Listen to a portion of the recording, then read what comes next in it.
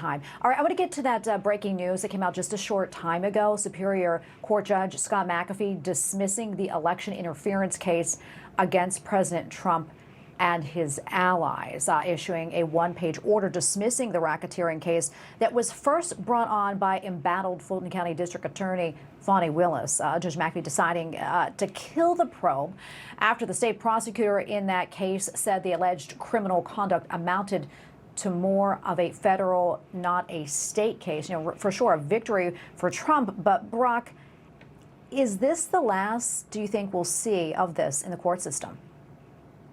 Well, I mean, in this case, yes, it'll be the last. I don't think that they'll be appealing it. There are too many grounds for which the judge dismissed this case. I mean, look, at the venue issue was a big issue already. The fact that it was a state court, this only invites people to prosecute the president on state grounds and therefore interfere in the election and make it and hamper issues for the president just to election. And then, of course, you had the question of whether it happened in D.C. or in Georgia, which is a funny thing.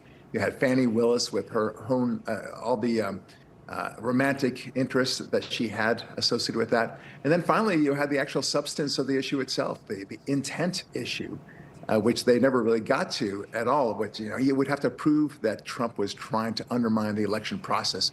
So all of that was a disaster. To appeal it only for the sake of having it tried on those issues, I just don't see it happening.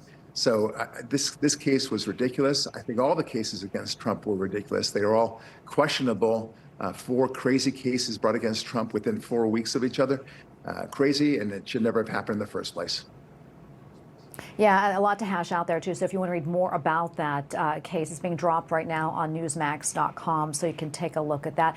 All right, I'm going to go now to this so-called seditious six. Senator Alyssa Slotkin is among the 6 Democrat lawmakers that you guys know the FBI is requesting to have interviews with over their video urging members of the military to disobey what they say are illegal orders. President Trump calling those Democrats seditious for making that video, and now 4 of those Democrats are accusing the president of using the FBI as a tool to intimidate them. In a joint statement, they say, quote, President Trump is using the FBI as a tool to intimidate, that is, and harass members of Congress. No amount of intimidation or harassment will ever stop us from doing our jobs and honoring our Constitution. Well, we swore an oath to support and defend the Constitution of the United States. That oath lasts a lifetime, and we intend to keep it. We will not be bullied. We will never give up the ship. Well, neither the DOJ or the FBI have commented on this. So wondering, is there anything unusual about the FBI requesting these interviews? Mehek?